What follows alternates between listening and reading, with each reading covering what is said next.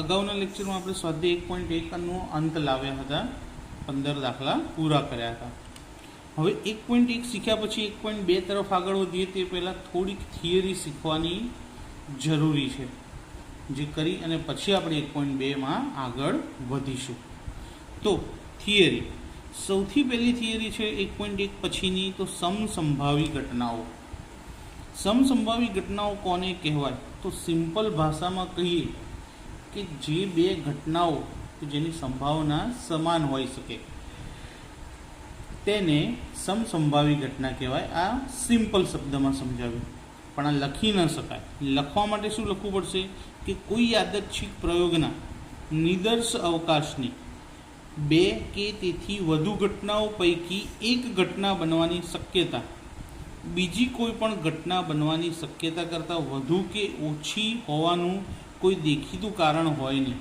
એટલે કે બંને ઘટનાની સંભાવના કેવી હોય? સમાન. એને વધારે કાં તો ઓછી સંભાવના દેખવાનું કોઈ દેખીતું કારણ આપણને મળે નહીં. તો તેવી ઘટનાઓને આપણે કેવી ઘટનાઓ કહીએ છીએ? સમસંભાવી ઘટનાઓ કહીએ. એટલે કે કોઈ એક યાદચ્છિક પ્રયોગના નિદર્શ અવકાશમાંથી બે કે તેથી વધારે ઘટનાઓ પસંદ કરવાની અને બધી જ ઘટનાઓની સંભાવના બીજી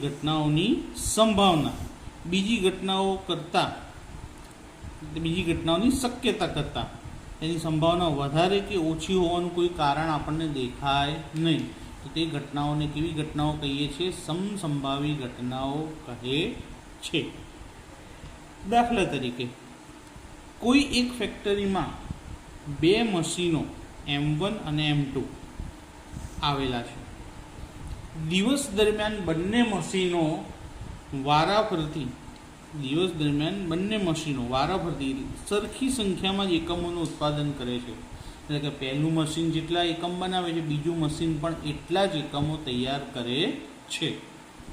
તો દિવસના અંતે બંને મશીનોના બધા જ એકમોને ભેગા કરીને અને સમૂહ બનાવવામાં આવે છે. એટલે કે ધારો કે મશીન M1 દ્વારા 1000 અને M2 દ્વારા 1000 સમૂહ બન્યા હોય, એટલે એકમો બનાવવામાં આવ્યા હોય, તો એ બંનેને ભેગા કરીને 2000નો સમૂહ બની જાય. તો એ 2000નો સમૂહ બન્યો કહેવાય. તો તે સમૂહમાંથી આપણે યાદચ્છિક રીતે પસંદ કરેલ કોઈ એક એકમ મશીન M1 કે M2માં બન્યો હોય તે બંને પ્રાથમિક ઘટનાઓને સમસંભાવી ઘટનાઓ કહીએ છીએ. એટલે કે આમાંથી આપણે જો કોઈ એક એકમ પસંદ કરીએ છીએ તો બંને મશીનો દ્વારા એકમો પણ સરખી સંખ્યામાં બને છે અને બનેલા એકમો પણ સરખા છે. તો આપણે નક્કી કરી શકતા નથી કે આ એકમ કયા મશીન દ્વારા બનવામાં આવ્યો હશે. તો યાદચ્છિક રીતે પસંદ કરેલ કોઈ એકમ મશીન M1 કે M2માં બન્યો હોય તે બંને પ્રાથમિક ઘટનાઓ સમસંભાવી ઘટનાઓ કહેવાય. તો ભાઈ એકમ કયા મશીનથી બન્યો છે ખબર હતી નથી, 50-50 થઈ જાય કે એકમ M1થી પણ બન્યો હોઈ શકે અથવા M2થી પણ બન્યો હોઈ શકે. એટલે કે 50% શક્યતા M1ની અને 50% શક્યતા M2ની. એટલે આ બંને ઘટનાઓ કેવી થઈ ગઈ કહેવાશે? સમસંભાવી. તો બંને એક સરખી. જેમ કે સિક્કો ઉછાળવાનો આવે તો સિક્કા ઉપર છાપ મળે અથવા તો સિક્કા ઉપર કાંટો મળે, એ બંને સમસંભાવી ઘટના કહેવાય. બંનેની સંભાવના કેટલી આવે? 1/2. એટલે કે કાંટો મળે અથવા છાપ મળે તો 1/2 અને 1/2. તો બંનેની સંભાવના સમાન છે, માટે તે સમસંભાવી ઘટના કહેવાય.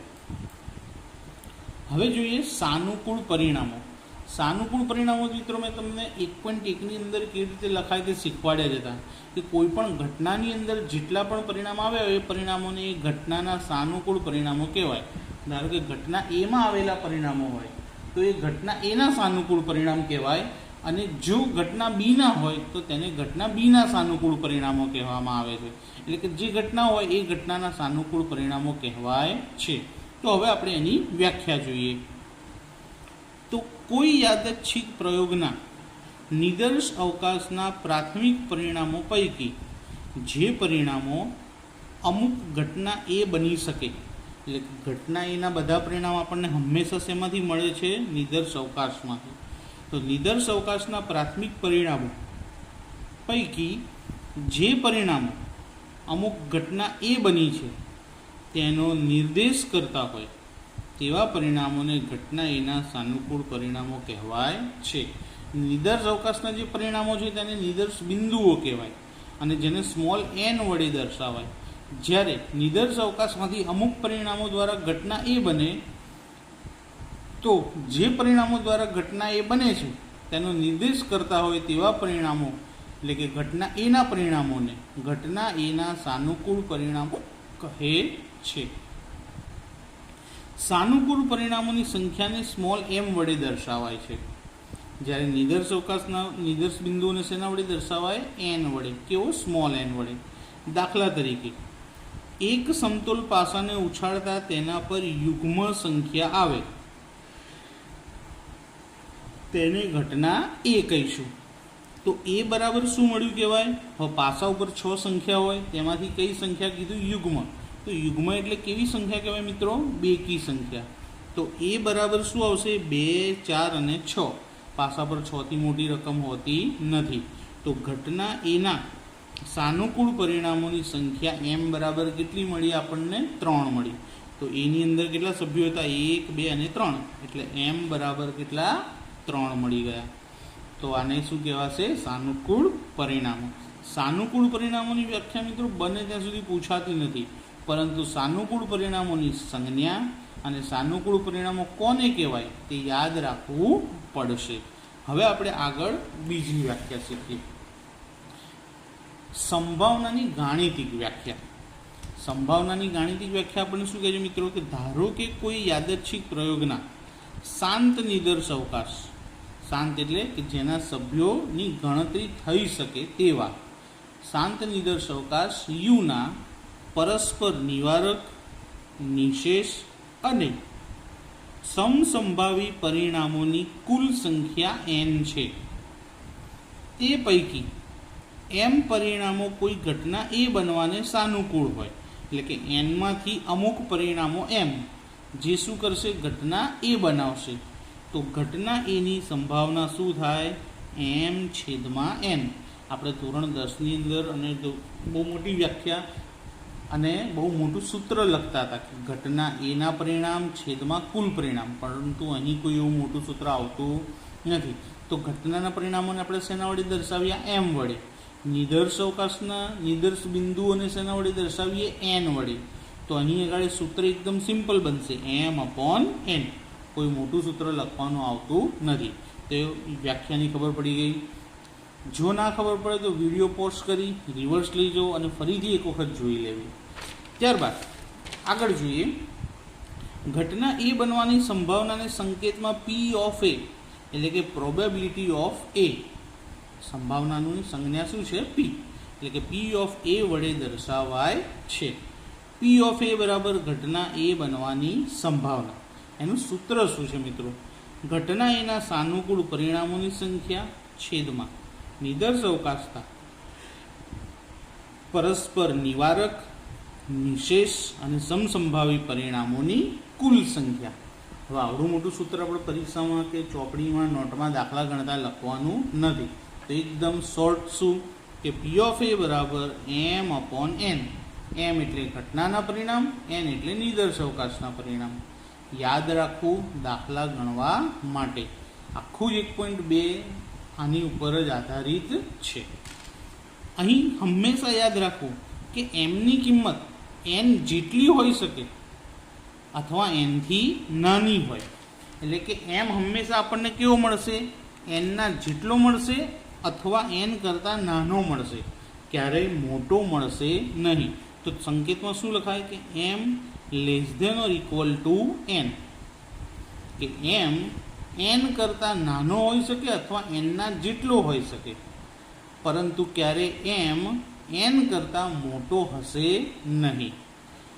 તેમાં m ની કિંમત 0 પણ હોઈ શકે અથવા 0 થી મોટી હોય, પરંતુ n ની કિંમત એટલે કે નિદર્શ અવકાશના નિદર્શ બિંદુઓ હંમેશા શૂન્ય કરતાં કેવા હશે? વધારે જ હશે, શૂન્ય આવશે નહીં. તો m ની કિંમત 0 હોઈ શકે, પરંતુ n ની કિંમત ક્યારેય શૂન્ય હશે નહીં. અને m ની કિંમત હંમેશા n ના જેટલી હોય અથવા n કરતાં નાની હોય, પરંતુ n કરતાં મોટી હશે નહીં. જો મોટી મળે તો સમજવાનો દાખલો ખોટો છે. હવે અગત્યના પરિણામ જે સાબિતી વગર આપણે સ્વીકારવાના છે. સૌથી પહેલું પરિણામ જે આપણે પહેલાં ભણીને આવ્યા છીએ કે નિદર્શ અવકાશ યુની કોઈપણ ઘટના એની સંભાવના પી ઓફ એની કિંમતનો વિસ્તાર, એટલે કે આપણને હંમેશા કોઈપણ ઘટનાની સંભાવના શોધીએ તો એ સંભાવના કેટલી હોઈ શકે, તો 0 થી 1 સુધીનો એનો વિસ્તાર હોઈ શકે. એટલે કે 0 હોય અથવા 0 થી મોટી, અને 1 હોઈ શકે અથવા 1 થી નાની હોઈ શકે. ત્યારે માઇનસ આવશે નહીં. તો તેને સંકેતમાં કેવી રીતે લખાય? 0 less than or equal to P of A અને less than or equal to 1. એટલે કે 0 હોય અથવા 0 થી મોટા અને 1 હોય અથવા 1 થી નાના.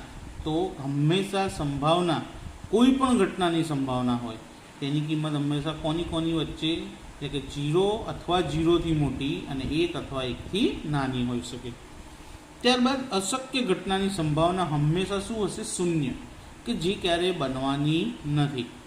આપણે અશક્ય ઘટનાને ફાઈ વડે પણ દર્શાવીએ છીએ અને P of phi is equal to શું મળશે? 0 મળશે. કે અશક્ય ઘટના બને તો તેની સંભાવના હંમેશા શું થાય? શૂન્ય થાય. હવે ત્યારબાદ જોઈએ કે ચોક્કસ ઘટનાની સંભાવના કે જે હંમેશા બનશે. તો સૂર્ય હંમેશા પૂર્વમાં ઊંઘે એ ચોક્કસ ઘટના કહેવાય. તો ચોક્કસ ઘટનાની સંભાવના હંમેશા શું હોય? 1 હોય. આપણે ચોક્કસ ઘટનાને શેના વડે દર્શાવીએ છીએ? યુ, એટલે કે નિદર્શ અવકાશ વડે દર્શાવીએ છીએ. તો P of U is equal to 1. અશક્યમાં શું હતું કે P of phi is equal to 0, કારણ કે બનવાની જ નથી. અને અહીંયા ચોક્કસ રીતે બને છે, માટે પી of U is equal to 1. નિદર્શ અવકાશ યુની કોઈ પણ ઘટના એની પૂરક ઘટના એ ડેશ. આ પણ આપણે 10મામાં શીખ્યા, પણ 10મામાં પૂરક ઘટના તરીકે A12 આવતો હતો, પણ અહીંયા A12ની બદલે શું આવશે? A ડેશ આવશે. તો કોઈ પણ ઘટના એની પૂરક ઘટના એ ડેશની સંભાવના, તો પી ઓફ એ ડેશ બરાબર 1 માઇનસ પી ઓફ એ. એના બદલે કોઈ પણ બીજી ઘટના હોઈ શકે તો પણ સૂત્ર આનું આ જ રહેશે કે P of A dash is equal to 1 minus P of A થાય. કેવું સૂત્ર છે? આઈએમપી. ઘડીએ આ સૂત્રની જરૂર પડશે દાખલા ગણવા માટે મગજમાં કસાઈ અને યાદ રાખી લેજો કે ફરી ક્યારેય જરૂર પડે નહીં. હવે તેનાથી આગળ વધીએ કે યાદચ્છિક પ્રયોગના નિદર્શ અવકાશની 2 ઘટનાઓ હોય. તો કોઈ પણ નિદર્શ અવકાશ હોય એની ઘટનાઓ 1 હોઈ શકે, 2 હોય અથવા 2 થી વધારે પણ હોઈ શકે. પરંતુ અહીં શું કીધું કે 2 ઘટનાઓ એ અને બી માટે. એ ઉપગણ બી, આને શું કહેવાશે? ઉપગણ કહેવાશે. ઇંગ્લિશમાં કહેવાય સબસેટ. એ ઉપગણ બી અથવા તો એ સબસેટ બી. આનો મતલબ શું થયો કે એના બધા જ પરિણામો શેમાં આવેલા છે? બીમાં આવેલા છે. એના બધા જ પરિણામો બીમાં આવેલા છે, માટે એ ને બીનો શું કહેવાય? ઉપગણ. તો જો આવી શરત આપેલી હોય ત્યારે એની સંભાવના હંમેશા કેવી હોય? બી જેટલી હોય અથવા બી કરતાં નાની હશે. એના બધા જ સભ્યો જો બીમાં આવેલા હોય તો શું થાય કે એની સંભાવના બીની સંભાવના કરતાં નાની હોય અથવા તો તેના જેટલી હોઈ શકે, પરંતુ ક્યારેય મોટી હશે નહીં. એ જ રીતે તફાવત કે પી ઓફ બી માઇનસ એ, કે જો એના બધા સભ્યો બીમાં આવ્યા હોય તો તફાવત ઘટનાનું સૂત્ર એકદમ સરળ થઈ જાય કે P of B minus P of A, સીધું સૂત્ર બની જાય. પરંતુ આ શરત આપી હોય ત્યારે, એ સિવાય નહીં. ત્યારબાદ મિત્રો થોડા ઘણા સૂત્રો છે કે જે આપણે યાદ રાખવાના છે ખાસ કરીને. તે યાદચ્છિક પ્રયોગના નિદર્શ અવકાશની 2 ઘટના એ અને બી માટે. તો આ બહુ જ ઉપયોગી સૂત્ર છે, તો શાંતિથી યાદ રાખજો, સાંભળજો, 2-3 વાર જોજો અને લખીને મોઢે કરજો કે પી ઓફ એ છેદ બી. આ પહેલા 4 યાદ નહીં રાખો છો ચાલશે, એના પછીના 4 યાદ રાખવાના છે. પી ઓફ એ છેદ બી એટલે કે એ અને બીની છેદ ઘટનાની સંભાવના હંમેશા એ કરતાં નાની હોય અથવા એના જેટલી હોય. એ જ રીતે પી ઓફ એ છેદ બીની સંભાવના પણ બી કરતાં નાની હોય અથવા બીના જેટલી હોઈ શકે, પરંતુ મોટી હોય નહીં. કોઈ પણ 2 ઘટનાઓની છેદ ઘટના હંમેશા એની સંભાવના એ ઘટના કરતાં કેવી હોય? નાની જ હશે, મોટી હશે નહીં. અને યોગમાં કેવું હોય? મોટું હોય, નાનું ના હોય. તો P of A less than or equal to P of A યોગ બી. તો એ યોગ બીની સંભાવના હંમેશા એ જેટલી હોય અથવા એથી મોટી હોય. એ જ રીતે એ યોગ બીની સંભાવના જેટલી હશે અથવા બીની સંભાવના કરતાં મોટી હશે. તો છેદ હંમેશા નાનો હોય અને યોગ હંમેશા મોટો હોય. છેદમાં ફક્ત સામાન્ય જોવામાં આવે, જ્યારે યોગમાં બધા જ પરિણામો લખવામાં આવે, માટે યોગ હંમેશા કેવો હોય? મોટો હોય. હવે આપણે જે બે પરિણામ શીખવા જઈ રહ્યા છે, આ બંને પરિણામોને આપણે ડ મોર્ગનના પરિણામો કહીએ છીએ. આ બંને પરિણામોને આપણે શું કહીએ છીએ? ડ મોર્ગનના પરિણામો. તો દ મોર્ગન નામના કોઈ ગણિતશાસ્ત્રી, આંકડાશાસ્ત્રીએ શોધ્યા છે, એટલે આપણે એને દ મોર્ગનના પરિણામો કહીએ છીએ. એકદમ સિમ્પલ છે કે જ્યારે બે પૂરક ઘટનાનો છેદગણ શોધવો હોય, બે પૂરક ઘટનાની છેદ ઘટના શોધવી હોય, એની સંભાવના, તો શું કરીએ? બંનેની ઉપર જો પૂરક ઘટના આપેલી હોય, એટલે કે ડેશ આપ્યા હોય, તો એ ડેશને બ્રેકેટમાંથી બહાર કાઢી લેવો, અને વચ્ચે જો છેદની નિશાની હોય તો યોગ થઈ જાય, અને યોગની નિશાની હોય તો છેદ થઈ જાય. હવે બહાર પૂરક ઘટના આવી ગઈ, એટલે કે ડેશ બહાર આવી ગયો, તો એકમાંથી આ ઘટના બાદ કરીએ એટલે આપણને પૂરક ઘટના મળી જાય. તો 1 - પી ઓફ એ યોગ બી, એટલે આપણને પી ઓફ એ યોગ બીનો ડેશ મળી જશે. તો જ્યારે અંદર કોઈ પણ બે ઘટનાની ઉપર ડેશ આપ્યા હોય તો એને બહાર કાઢશો તો અંદરની નિશાની બદલાઈ જશે. છેદની યોગ થઈ જશે, અને યોગ હશે તો છેદ થઈ જશે. અને આ ડેશ દૂર કરવા માટે આપેલી ઘટનાની સંભાવનાને કેટલામાંથી બાદ કરવા પડશે? એકમાંથી. તો કોની ઉપર ડેશ આપ્યો છે? તો એ યોગ બીમાંથી. તો એકમાંથી પી ઓફ એ યોગ બી બાદ કરી દેશું એટલે આપણને પૂરક ઘટના મળી જાય. એ જ રીતે યોગનું ડેશ બહાર કાઢશો તો યોગનું શું થઈ જશે? છેદ. અને છેદ ઘટનાને કેટલામાંથી બાદ કરવાની? એકમાંથી. એટલે આપણને એની પૂરક ઘટના મળી જાય. તો આ બંને નિયમો કોના નિયમ છે? દ મોર્ગનના નિયમો છે. 9મા ધોરણની જૂની ચોપડીમાં ભણવામાં આવતા હતા, પરંતુ ચોપડી બદલાવાના કારણે તે કોર્સમાંથી નીકળી ગયા. આખું ચેપ્ટર જ જતું રહ્યું છે. માટે તફાવત ઘટના. તફાવત ઘટનાના આ બે સૂત્રો પણ ખૂબ જ અગત્યના છે. પી ઓફ એ માઇનસ બી, એ બનશે, બી નહીં બને. એનો મતલબ પી ઓફ એ છેદ બી ડેશ, એ બનશે અને બી નહીં બને એટલે પૂરક ઘટના. તો એ બને છે, બી નથી બનતી, તો એ છેદ બી ડેશ. હવે આ શોધવું હોય તો કેવી રીતે શોધાય? તો P of A minus B of A છેદ બી, જે ઘટના બનતી હોય તેમાંથી છેદ બાદ કરી દેવો એટલે આપણને તફાવત ઘટના મળી જાય. એ જ રીતે નીચે પી ઓફ બી માઇનસ એ, બી બને છે, એ નથી બનતી, તો પી ઓફ એ ડેશ, એ નથી બનતી એટલે એ ડેશ છેદ બી. બી બને છે તો P of B minus P of A છેદ બી, જે બનતી હોય તેમાંથી છેદ શું કરી નાખવાનો? બાદ. એટલે આપણને તફાવત ઘટનાનો જવાબ મળી જશે. હવે ત્યારબાદ છેલ્લે એક અગત્યનું પરિણામ 1 માર્ક માટે આઈએમપી હોઈ શકે છે કે ઘટનાની અંદર સૌથી ઓછામાં ઓછી સંભાવના હંમેશા કેટલી હોઈ શકે? 0 હોઈ શકે. 0થી મોટી સંભાવના કોની હોય? તો છેદની હોય, એ છેદ બીની. છેદથી મોટી સંભાવના કોઈ પણ ઘટનાની હોઈ શકે, એ પણ આવી શકે અને બી પણ આવી શકે. મેં એ લખ્યો છે, તમારે બી લખવું હોય તો લખી શકાય. તો છેદ કરતાં મોટી હંમેશા ઘટનાની સંભાવના હોય. ઘટનાની સંભાવના કરતાં મોટી કોની સંભાવના? યોગ ઘટનાની સંભાવના. કોઈ પણ ઘટના કરતાં મોટી સંભાવના કોની હોય? યોગ ઘટનાની સંભાવના. તેના કરતાં પણ મોટી P of A plus P of B, એટલે કે 1 આવી શકે. P of A plus P of B બરાબર શું હોઈ શકે? 1. એટલે કે સૌથી મોટામાં મોટી સંભાવના શું આવે? 1. આ કયા ક્રમમાં લખ્યું છે? ચડતા ક્રમમાં લખ્યું છે. આના પરથી તમને કોઈ પણ સવાલનો જવાબ પૂછાઈ શકે. બે ઘટના આપી હોય અને તેની સંભાવનાની વચ્ચે કીધું હોય કે કઈ સંભાવના મોટી હોઈ શકે અથવા નાની હોઈ શકે, આ સંજ્ઞા દ્વારા દર્શાવવાનું હોય તો 1 માર્કમાં સવાલ આપણને પૂછાઈ શકે. તો આ ચડતો ક્રમ યાદ રાખવાનો. 0 છેદ ઘટના, ઘટના, યોગ ઘટના અને ત્યારબાદ સરવાળો. તો અહીં આગળ આપણી થિયરી પૂરી થઈ.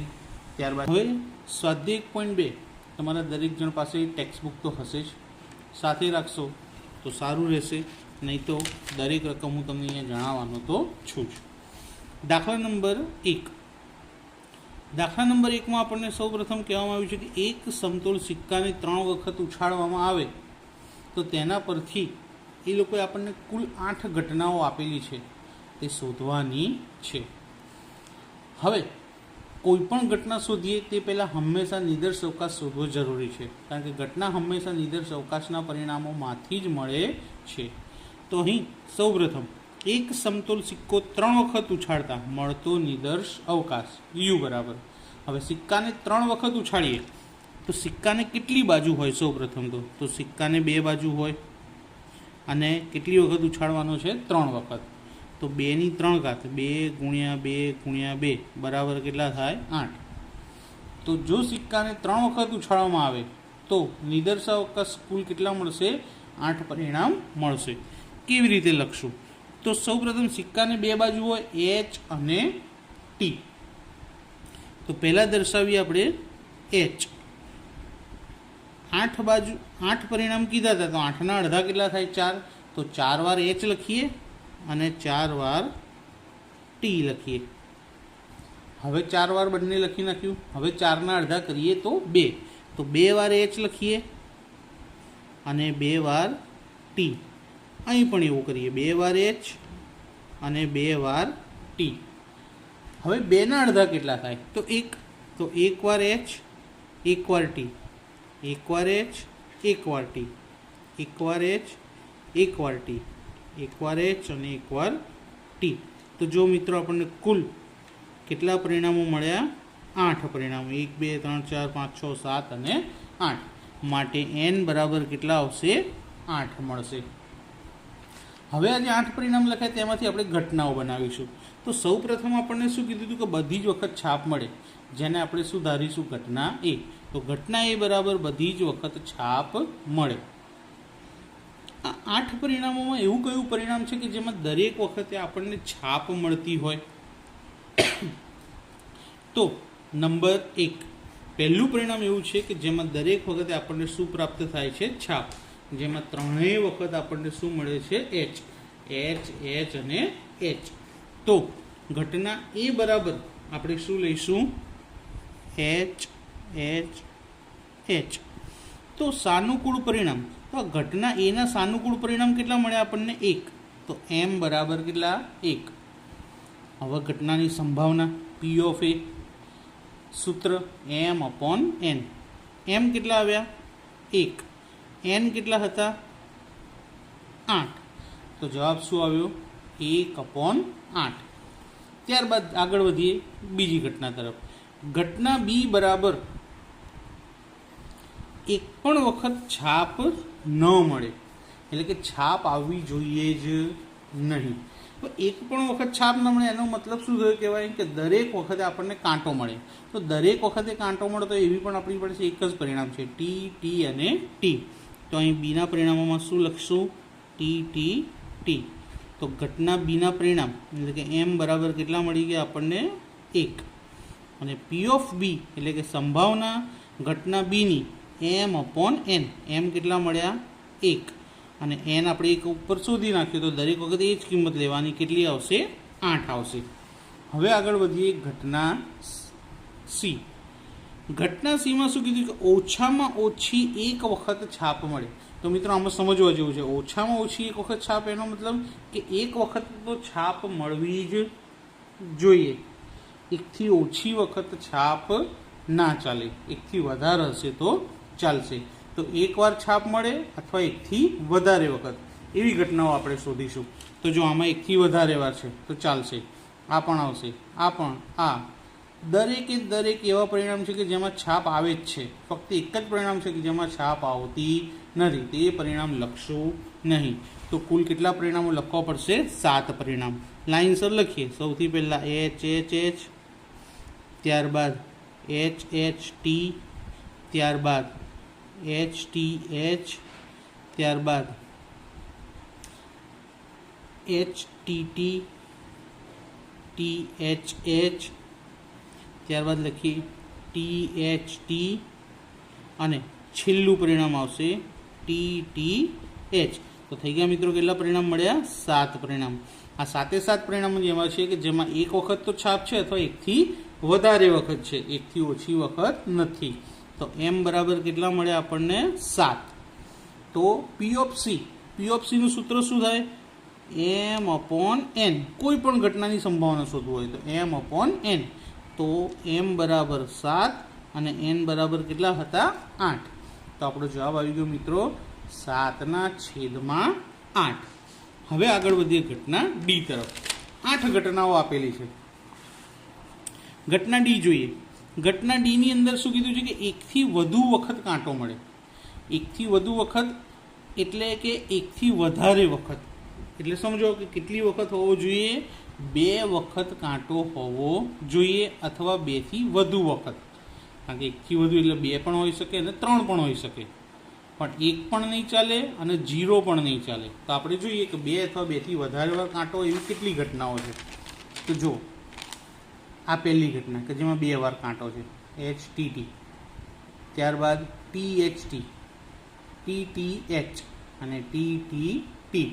તો આ 4 ઘટનાઓ પરિણામ એવા છે 1, 2, 3, 4 કે જેની અંદર એકથી વધુ વખત શું આવે છે? કાંટો આવે છે. તો લખી દઈશું પરિણામ કયા કયા?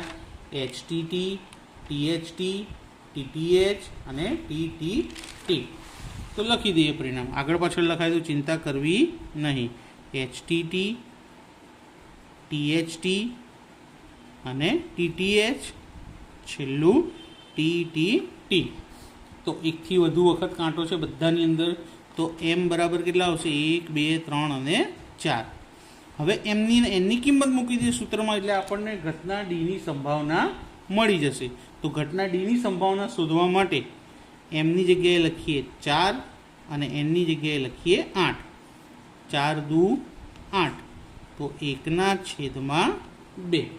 હવે આગળ વધીએ ઘટના ઈ તરફ. તો હવે જોઈએ ઘટના નંબર ઈ. વધુમાં વધુ એક વખત છાપ મળે. તેને આપણે કઈ ઘટના વડે દર્શાવીશું? ઈ વડે. ઘટના હંમેશા લાઇનસર આલ્ફાબેટ મુજબ લખતા જવાનું જેથી ભૂલ પડશે નહીં. હવે ઘટના ઈ. વધુમાં વધુ એક વખત છાપ મળે એનો મતલબ કે એક છાપ તો મળવી જ જોઈએ, એકથી વધારે નહીં. એકથી ઓછી હશે તો ચાલશે, એટલે કે 0 છાપ નહીં હોય તો ચાલશે, પણ એક તો મળવી જ જોઈએ. 1 મળવી જોઈએ અથવા 0. 2 કાં તો 3 મળવી જોઈએ નહીં. તો જોઈએ કેટલા પરિણામ છે કે જેમાં છાપ આપણને 1 વાર મળે છે. તો અહીં જો 1 વાર, અહીં પણ 1 વાર, અહીં 1 વાર અને અહીં 1 વાર નહીં. તો આપણે શું શોધવાનું હતું કે જેમાં છાપ 1 વાર હોવી જોઈએ અથવા તો 0 વખત. તો આ 3 પરિણામમાં 1 વખત છે અને આમાં 0 વખત. તો આ લખીશું જેથી કરીને વધુમાં વધુ છાપવાળા આપણને કેટલા પરિણામ મળ્યા? 1, 2, 3 અને 4. તો જે પરિણામ આપણને ઘટના ડીના મળ્યા હતા એના જ પરિણામ અહીંયા લખવાના આવશે કે વધુમાં વધુ 1 વખત છાપ મળે. તો જો પહેલાં 1 વખત છાપવાળા પરિણામ HTT, THT, TTH અને 1 થી ઓછી વખત છાપવાળું પરિણામ TTT કે જેની અંદરથી આપણને કેટલા પરિણામ મળ્યા? 4. એટલે m બરાબર કેટલા લખીશું? 4. P of E બરાબર m/n એટલે કે 4/8. આનો પણ છેદ ઉડશે. 4 દુ 8 એટલે 1/2. હવે આગળ વધીએ ઘટના F તરફ. 2 થી ઓછી વખત છાપ મળે. 2 થી ઓછી વખત એટલે 1 વખત મળવી જોઈએ અથવા 1 થી ઓછી એટલે 0 વખત. તો 1 વાર છાપ મળે અને 1 થી ઓછી એટલે કે 0 વખત છાપ મળે. તો એવી કેટલી ઘટનાઓ મળશે આપણને? અહીં એનો જવાબ પણ શું આવશે? ઉપરના ઈ જેવો જ જવાબ મળશે. કારણ કે આ બંને ઘટના સેમ જ કહેવાય, ખાલી બંનેનું લખાણ કેવું છે? અલગ અલગ આપેલું છે. માટે અહીં આપણે હવે ઈના જ પરિણામ લખવાના આવશે કે જેમાં 2 થી ઓછી વખત છાપ મળે. 2 થી ઓછી એટલે 1 અથવા 0 વખત. તો પહેલાં 1 વાર છાપવાળા પરિણામ HTT, THT અને TTH અને 1 થી ઓછી એટલે TT અને T. તો આ ચારેય પરિણામમાં 2 થી ઓછી વખત છાપ છે એટલે m બરાબર કેટલા આવશે? 4. સૂત્ર P of F બરાબર m/n. mની કિંમત મળી 4, nની કિંમત મળી આપણને 8. 4 દુ 8 એટલે 1/2. હવે આપણે સાતમી ઘટના નંબર 7, એને શું આપીશું? જી. છાપ અને કાંટો વારાફરતી મળે. છાપ અને કાંટો વારાફરતી મળે મિત્રો, એવા કેટલા પરિણામ મળશે આપણને? તો જોઈએ એવા કેટલા પરિણામ મળે છે. હવે છાપ અને કાંટો વારાફરતી મળે તો એકવાર છાપ હોવી જોઈએ, એકવાર કાંટો, એકવાર છાપ, અથવા કાંટો, છાપ અને છાપ. તો જો આ 3 પરિણામ જેમાં વારાફરતી આવે, HTH, ત્યારબાદ THT. આ 2 પરિણામ એવા છે કે જેમાં છાપ અને કાંટો વારાફરતી મળે છે. તો જોઈએ વારાફરતીનો મતલબ 1/1. તો પહેલાં H, પછી T અને પછી પાછો H. આ જ રીતે ટીનું લખીએ, TH અને T. તો કેટલા પરિણામ મળ્યા મિત્રો આપણને? ઘટનાના 2, એટલે M બરાબર 2. P of G બરાબર M/N. તો 2/8. 2 ચોક 8, એટલે 1/, શું જવાબ આવશે? 4. તો P of G કે છાપ અને કાંટો વારાફરતી મળે તેની સંભાવના કેટલી થઈ? 1/4. છેલ્લી ઘટના, ઘટના H. કાંટાની સંખ્યા છાપ કરતાં વધુ વખત હોય, એટલે કે કાંટાની સંખ્યા છાપ કરતાં વધુ, એટલે કે એવા પરિણામ કે જેમાં T વધુ વખત હોય અને H ઓછી વખત હોય. તો એવા કયા કયા પરિણામ આવશે? તો એની અંદર પણ મિત્રો આપણને ઉપર જે શોધ્યા હતા આ જ 4 પરિણામ આવશે કે જેમાં કાંટાની સંખ્યા છાપ કરતાં વધુ હોય. તો જો HTT, અહીં કાંટા 2 વાર છે, છાપ કેટલી વાર? 1 જ વાર. તો કાંટાની સંખ્યા છાપ કરતાં વધુ થઈ. ત્યારબાદ THT, તો અહીં પણ કાંટો 2 વાર, છાપ 1 વખત. ત્યારબાદ TTH, અહીં પણ કાંટો 1 વખત, છાપ 2, છાપ 1 વખત, કાંટો 2 વખત. અને છેલ્લું TTT, છાપ 0 વખત અને કાંટો 3 વખત. તો દરેકમાં કાંટાની સંખ્યા છાપ કરતાં વધારે છે. તો Hમાં કેટલા પરિણામ મળ્યા? 4. તો M બરાબર 4. P of H, એટલે કે Hની સંભાવના, M/N. M કેટલા આવ્યા? 4 આવ્યા. N કેટલા હતા? 8. 4 દુ 8. તો જવાબ આવ્યો 1/2. તો દાખલા નંબર 1 આપણો અહીં પૂરો થયો. હવે આપણે જોઈએ દાખલા નંબર 2. તો દાખલા નંબર 2 માટે તમે ચોપડીમાં જોશો તો શું કીધું છે કે 2 સમતોલ પાસાને એક સાથે ઉછાળવામાં આવે તો તેના પરથી આપણને કેટલી ઘટનાઓ શોધવાની કીધી છે? 4 ઘટનાઓ શોધવાની કીધી છે. હવે એના પહેલાં કે 2 સમતોલ પાસાને એક સાથે ઉછાળે તો નિદર્શાવકાશ શું મળે? કારણ કે ઘટના હંમેશા નિદર્શાવકાશમાંથી જ પ્રાપ્ત થાય. તો પહેલાં નિદર્શાવકાશ લખવો પડશે. હવે પાસાને કેટલી બાજુઓ હોય મિત્રો? તો પાસાને ટોટલ 6 બાજુઓ હોય છે. અને કેટલી વાર ઉછાળવાનો છે? 2 વખત. તો 6 ની 2 ઘાત કેટલી થાય? 36. તો કેટલા પરિણામ મળશે આપણને? 36 પરિણામ મળશે. તમે લોકો ધોરણ 10ની અંદર શીખી ગયા છો. પહેલાં જોઈએ 1 1, 1 2, 1 3, 1 4, 1 5, 1 6. ત્યારબાદ 2 1, 2 2, 2 3, 2 4, 2 5, 2 6. આ જ રીતે આપણે 6 સુધી લખવાનું છે. તો મિત્રો મેં તમને કહ્યું તે પ્રમાણે 1 1થી લઈ અને 6 સુધી કુલ કેટલા પરિણામો લખ્યા આપણે? 36. એટલે N બરાબર શું આવશે? 36. હવે આપણે ઘટનાઓ જોઈએ. તો સૌથી પહેલું શું કીધું છે આપણને?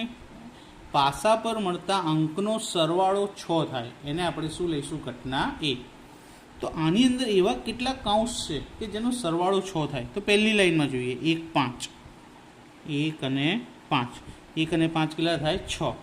હવે જોઈએ 2 4, ત્યારબાદ 3 3. આમ ક્રોસમાં આવશે. જુઓ 1 5, 2 4, 3 3, 4 2 અને 5 1.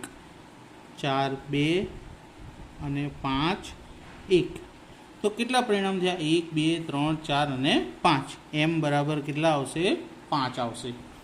હવે P of A એટલે કે ઘટના એની સંભાવના M/N. M/N એટલે કે 5/n કેટલા હતા? 36. આનો છેદ ઉડતો નથી તો આનો જવાબ રહેવા દેવાનો 5/36.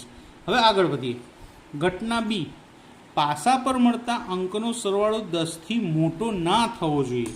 હવે પાસા પર મળતા અંકનો સરવાળો 10થી મોટો ના થવો જોઈએ એનો મતલબ કે આપણને એવા પરિણામો લખવાના કે જેનો સરવાળો 10થી મોટો ના થાય. હવે બંને પાસા ઉપર મોટામાં મોટો સરવાળો 12 મળે, એટલે કે 10થી મોટો ના થાય, એટલે કે 11 12 થવો જોઈએ નહીં.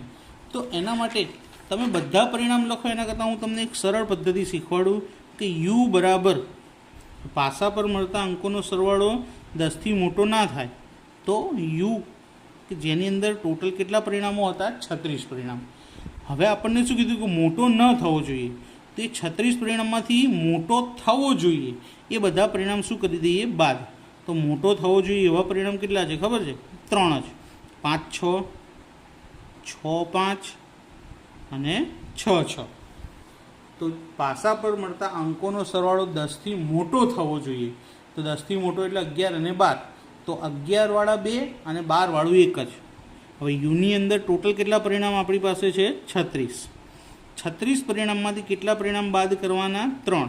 તો 36માંથી 3 જાય તો 33. એટલે એમ બરાબર આપણને કેટલા મળ્યા? 33. એમની કિંમત કેટલી મળી આપણને? 33 મળી. હવે એમ અને એનની કિંમત મૂકી દઈએ તો પી ઓફ બી બરાબર એમ બરાબર 33 અને એન કેટલા હતા? 36. તો 11 તરી 33 અને 12 તરી 36. તો 11/12. ફરી એક વખત યુ બરાબર કેટલા પરિણામો હતા? 36. શોધવાનું શું હતું કે પાસા પરના અંકનો સરવાળો 10થી મોટો ન થવો જોઈએ. તો જેનો મોટો થતો હોય એને 36માંથી શું કરી નાખવાના? બાદ. એટલે મોટો ના થતો હોય એવા કુલ પરિણામ આપણને મળી ગયા. તો કેટલા મળ્યા? 33. એના પરથી આપણે ઘટના બીની સંભાવના શોધી લીધી. ઘટના બીની સંભાવના શું થઈ ગઈ? કેટલી મળી? 11/12. હવે આપણે આગળ વધીએ ઘટના સી તરફ કે પાસા પરના અંકોનો સરવાળો 3નો ગુણક હોય. 3નો ગુણક એટલે કે સરવાળો શું હોવો જોઈએ? 3ના ઘડિયામાં આવતો હોવો જોઈએ. કે સરવાળો 3 થવો જોઈએ, 6 થવો જોઈએ, 9 થવો જોઈએ અથવા 12 થવો જોઈએ, કારણ કે 12થી વધારે તો આવશે નહીં. તો ઘટના સી, પાસા પરના અંકોનો સરવાળો 3નો ગુણક હોય. તો પાસા પરના અંકોનો સરવાળો 3નો ગુણક હોય તો એવા કયા કયા કૌંસ મળશે આપણને? પહેલી લાઈનની અંદર 1 અને 2. જો આનો સરવાળો કેટલો થાય? 3. ત્યારબાદ બીજો કૌંસ શું મળશે આપણને? 1 અને 5. આનો સરવાળો થાય 6. એ પણ 3ના ઘડિયામાં આવે ને. ત્યારબાદ બીજી લાઈનમાં આપણને મળશે 2 અને 1. ત્યારબાદ ત્રીજી લાઈન એની જ લાઈનમાં હજી શું મળશે આપણને? 2 અને 4. 3ની લાઈનમાં જોઈએ. 3ની લાઈનમાં આપણને મળશે 3 3 અને 3 6. તો આ બંનેનો સરવાળો 3ના ઘડિયામાં આવે છે. 3 ને 3 6, 3 ને 6 9. તો 6 પણ આવશે ને 9 પણ આવશે. ત્યારબાદ 4ની લાઈનમાં જોઈએ તો 4 અને 2. હજી એક 4ની લાઈનનું બાકી રહેશે. તો 4ની લાઈનમાં શું બાકી રહ્યું? 4 2 તો આપણે લખી નાખ્યા. તો ત્યારબાદ શું આવશે? અહીંયા જ લખી દઈએ. 4 2 સિવાય બીજું શું આવશે? 4 અને 5. 4 ને 5 કેટલા થાય? 9. હવે 5ની લાઈનમાં 5 અને 1 અને 5 અને 4. ત્યારબાદ 6ની લાઈનમાં 6 અને 3, 6 અને 6. તો આ બધા જ કૌંસનો સરવાળો શું થાય છે? 3 થાય છે, અથવા 6 અથવા 9 અથવા તો 12. તો કુલ કેટલા બની ગયા? 1 2 3 4 5 6 7 8 9 10 11 અને 12. દરેક લાઈનમાંથી કેટલા કેટલા કૌંસ મળ્યા આપણને? 2 2 કૌંસ મળ્યા. તો એમ બરાબર કેટલા આવ્યા? 12. હવે એમની કિંમત મૂકી દઈએ સૂત્રની અંદર કે એમની જગ્યાએ 12 અને એન તો 36 જ હતા. 12 તરી 36, 1/3. તો ઘટના સીની સંભાવના શું મળી? 1/3. છેલ્લી ઘટના ડી, પાસા પર મળતા અંકોનો ગુણાકાર 12 થાય.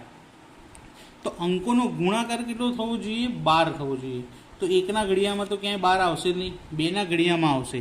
તો પાસા પર મળતા અંકોનો ગુણાકાર 12 થવો જોઈએ. તો આપણે 2ના ઘડિયામાં જોઈએ તો 2ના ઘડિયામાં આપણને શું મળશે?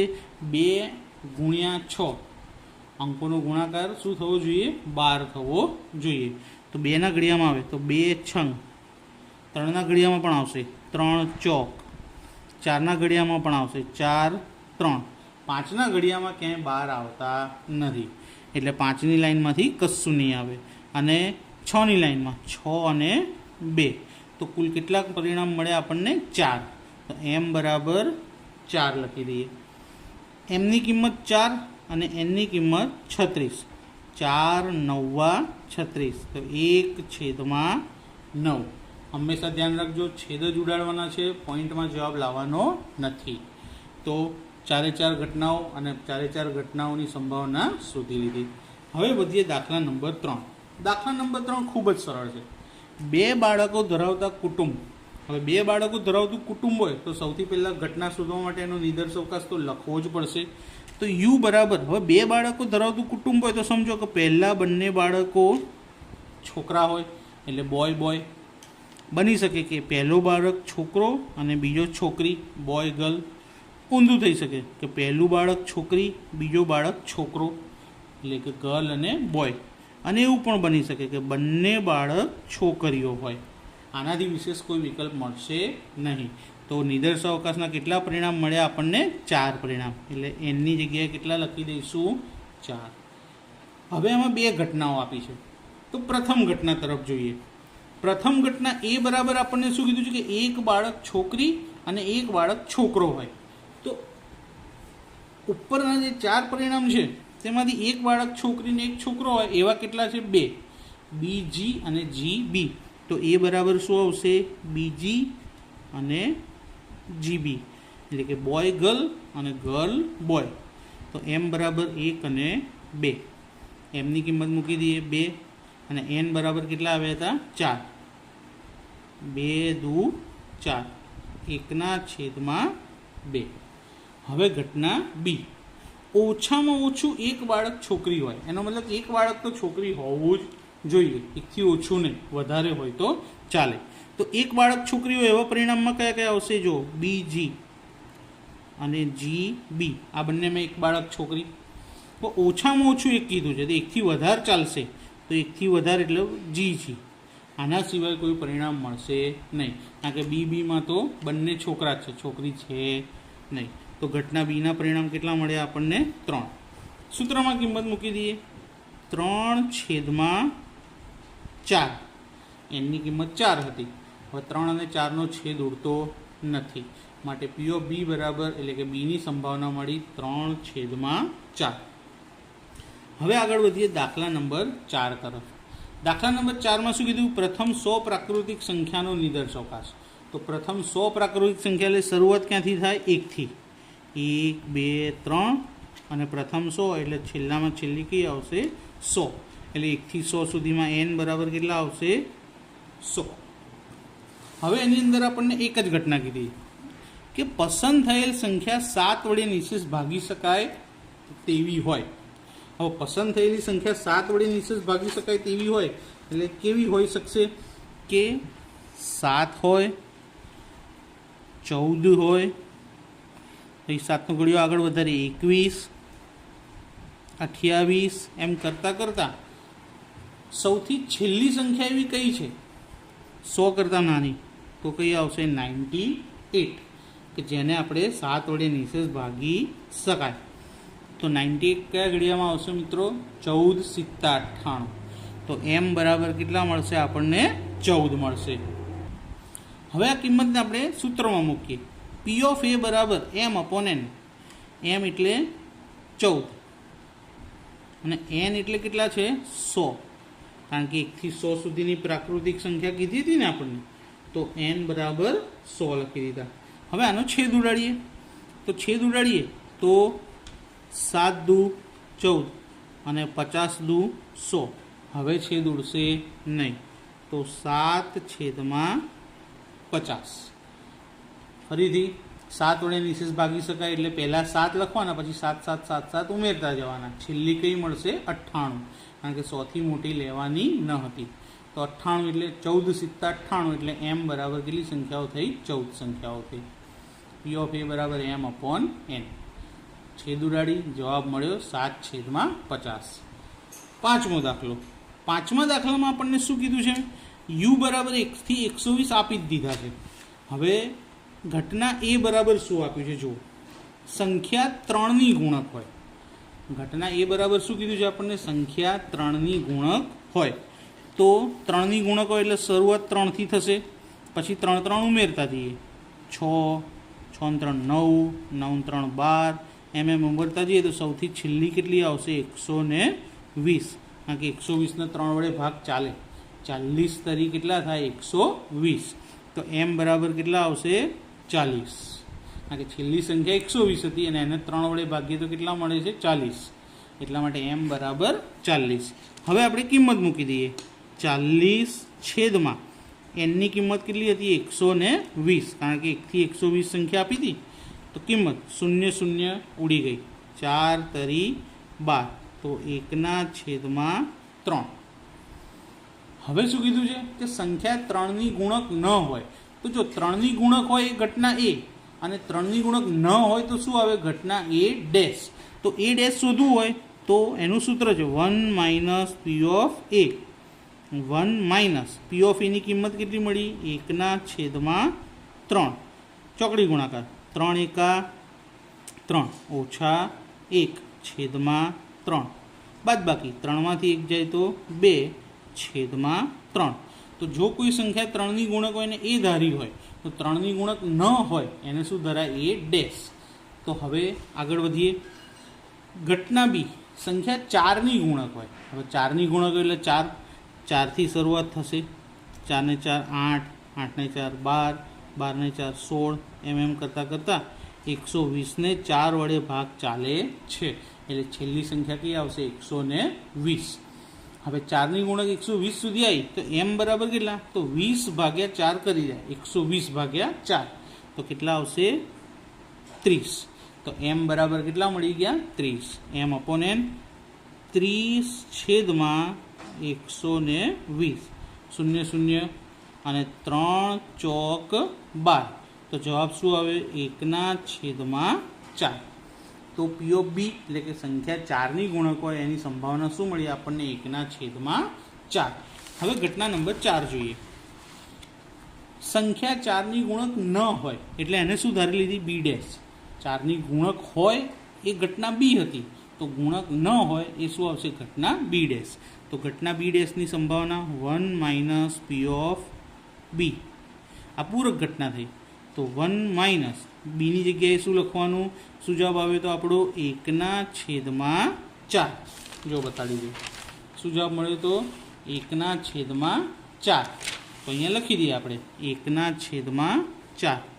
4 એકા 4 -1 આખાના છેદમાં 4 બાદ બાકી 4માંથી 1 જાય તો 3/4.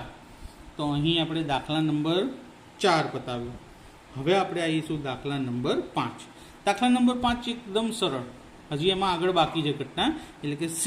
સંખ્યા 3 અને 4 બંનેની ગુણક હોય. શું કીધું છે? સંખ્યા 3 અને 4, અને એટલે કઈ ઘટના કહેવાય? છેદ. તો 3 અને 4 એટલે 3 ચોક કેટલા થાય? 12. તો 12ની ગુણક હોય તો શરૂઆત 12થી થશે. 12 12 ને 2 12 ને 12 24, 24 ને 12 36, 36 ને 12 48 એમ કરતાં 12ના ઘડિયામાં સૌથી છેલ્લે શું આવશે? 120. અને આપણને U બરાબર પણ કેટલા આપ્યા હતા? 120. એટલે એનાથી આગળ વધાશે નહીં. તો 12 દાન 120 થાય એટલે એમ બરાબર કેટલા આવશે? 10. 12 થી 120 લખીએ તો કેટલી ઘટનાઓ, કેટલા પરિણામ થયા? 10 પરિણામ થયા. એટલે એમ બરાબર 10. તો એમ અપોન એન 10/120. 0 0 ઉડી ગઈ. શું જવાબ મળ્યો? 1/12. તો ધોરણ 11નું થોડું પુનરાવર્તન જરૂરી છે. તેમાં આપણે 2 ટોપિક શીખ્યા હતા, ક્રમચય અને સંચય. ક્રમચય એટલે ગોઠવણી, જેની સંજ્ઞા શું છે? P. સંચય એટલે પસંદગી, જેની સંજ્ઞા છે C. ક્રમચયમાં NPR એનું સૂત્ર છે n ફેક્ટોરિયલ છેદમાં n - r ફેક્ટોરિયલ. ફેક્ટોરિયલ એટલે શું થાય? ક્રમિક ગુણાકાર. NCR એનું સૂત્ર છે n factorial upon n - r factorial into r factorial. બંનેમાં ખાલી આટલો જ ફરક છે, છેદમાં અહીંયા r ફેક્ટોરિયલ એક્સ્ટ્રા આવે છે જ્યારે અહીંયા આવતા નથી. તો પસંદગી અને ગોઠવણી. NP0ની વેલ્યુ કેટલી થાય? 1. NP nની વેલ્યુ કેટલી થાય? n factorial. NP1ની વેલ્યુ કેટલી થાય? n. અને NPn-1 એની વેલ્યુ પણ શું થાય? n factorial. ત્યારબાદ NC0ની વેલ્યુ 1, NCnની વેલ્યુ પણ 1. અહીં જુઓ NPnની થતી હતી n ફેક્ટોરિયલ, તો અહીં શું છે? NCn, તો એની વેલ્યુ કેટલી થાય છે? 1. તો ધ્યાન રાખજો, અહીં આગળ લખવામાં ગણતરીમાં ભૂલ પડવાની શક્યતા છે. NC1ની વેલ્યુ કેટલી થાય છે? n. અને NCn-1ની વેલ્યુ પણ કેટલી થાય છે? n જ થાય છે. તો આ સૂત્રો મિત્રો એકવાર નોટમાં લખી લેજો, યાદ કરી લેજો. જો યાદ હોય તો કોઈ વાંધો નથી, પણ ના હોય તો જરૂરથી યાદ કરી લેજો. હવે આપણે દેખીએ દાખલા નંબર 6. દાખલા નંબર 6ની અંદર આપણને એક શબ્દ આપ્યો છે રેન્ડમ. રેન્ડમ શબ્દની અંદર કુલ કેટલા અક્ષરો છે? તો 1, 2, 3, 4, 5 અને 6. આ શબ્દના બધા જ અક્ષરોની કુલ ગોઠવણી. તો આ બધા જ અક્ષરોને ગોઠવી તમે બીજા કેટલા શબ્દો બનાવી શકો? તો 6 અક્ષરો છે, તેની ગોઠવણી માટે શું લખશું આપણે? 6p6. 6 શબ્દો, 6 અક્ષરોની ગોઠવણી માટે શું લખાય? 6p6. હવે 6p6 એટલે શું થાય? 6 ફેક્ટોરિયલ. NPn એટલે n ફેક્ટોરિયલ હતા, તો 6p6 એટલે 6 ફેક્ટોરિયલ. 6 ફેક્ટોરિયલનો મતલબ શું થાય? 6 ગુણ્યા 5 ગુણ્યા 4 ગુણ્યા 3 ગુણ્યા 2 ગુણ્યા 1. તો આની કિંમત 6 પંચા 30, 30 ગુણ્યા 4 120, 120 ગુણ્યા 3 એટલે 360, અને 360 ગુણ્યા 2 એટલે કેટલા થાય? 720. તો આની ગોઠવણી આપણને કેટલી મળશે? 720 મળશે. તો 720. આ કોની કિંમત મળી આપણને? nની કિંમત મળી. હવે આપણે જોઈએ ઘટના. તો દાખલામાં આપણને શરત શું આપી છે ઘટના માટે? કે r પ્રથમ સ્થાન અને m અંતિમ સ્થાને આવે. તો અહીંયા ગોઠવણી દર્શાવી. જો 6 અક્ષર હતા, તો 6 ખાલી જગ્યા લખીએ. 6 ખાલી જગ્યામાં પહેલી ખાલી જગ્યામાં શું આવવું જોઈએ? r. અને છેલ્લી ખાલી જગ્યામાં m જ આવવો જોઈએ. એટલે કે પહેલું સ્થાન rનું અને છેલ્લું સ્થાન mનું. એટલે કે rની જગ્યા ફાઇનલ થઈ ગઈ, એટલે કે એક જગ્યા નિશ્ચિત થઈ, તો 1p1 ગુણ્યા mની જગ્યા પણ નિશ્ચિત થઈ ગઈ, એટલે 1p1. વચ્ચે કેટલી જગ્યા ખાલી રહી? 1, 2, 3 અને 4. તો એના માટે શું આવશે? 4p4. હવે આની ગણતરી કરીએ. 1p1 એટલે 1, અહીં પણ 1p1 એટલે 1, અને 4p4 એટલે શું આવશે? 4 ફેક્ટોરિયલ. 1 ગુણ્યા 1 ગુણ્યા 4 ફેક્ટોરિયલ એટલે શું થાય મિત્રો? 4 ગુણ્યા 3 ગુણ્યા 2 ગુણ્યા 1. આનો જવાબ મળશે 4 તરી 12, 12 દુ 24. એટલે m બરાબર કેટલા મળ્યા? 24. હવે આને સૂત્રમાં મૂકી દઈએ p ઓફ એના. mની જગ્યાએ લખશું 24 અને nની જગ્યાએ લખશું 720. હવે 24ના ઘડિયામાં 72 આવે.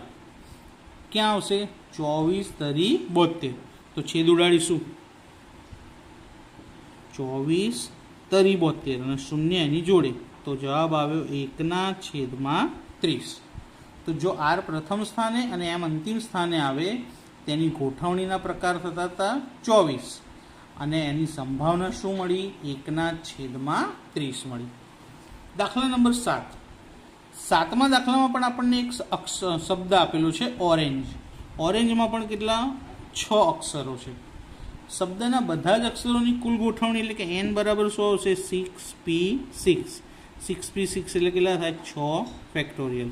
એટલે કે 6 ગુણ્યા 5 ગુણ્યા 4 ગુણ્યા 3 ગુણ્યા 2 ગુણ્યા 1, અને 6 ફેક્ટોરિયલ એટલે કેટલા થાય? 720. માટે n બરાબર 720. ઘટના 1. સ્વર પહેલા સ્થાન પર અને છઠ્ઠા સ્થાન પર આવે તે રીતે ગોઠવણી. હવે સ્વર કયા કયા સ્થાન ઉપર આવવું જોઈએ? પહેલા સ્થાન ઉપર, ત્રીજા સ્થાન ઉપર અને છઠ્ઠા સ્થાન ઉપર. ત્રીજા બોલવાનું આગળ ભૂલી ગયો તો ફરી. સ્વર ક્યાં ક્યાં? પહેલા, ત્રીજા અને છઠ્ઠા ઉપર. એટલે કે સ્વર કેટલા છે?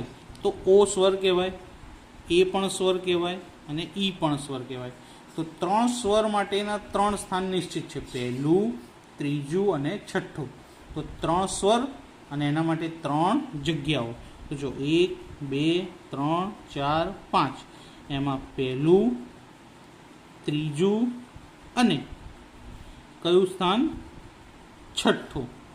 પહેલું, ત્રીજું અને છઠ્ઠું. તો આ 3 જગ્યા ઉપર સ્વર આવવા જોઈએ.